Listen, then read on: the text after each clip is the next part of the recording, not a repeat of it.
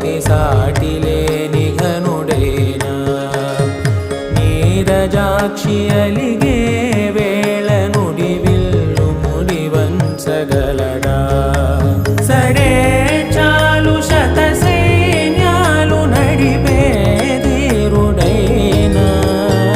వసుధావాణి మిథిలావేణి మది వెనుక పలుకు పలుకులెరుగగల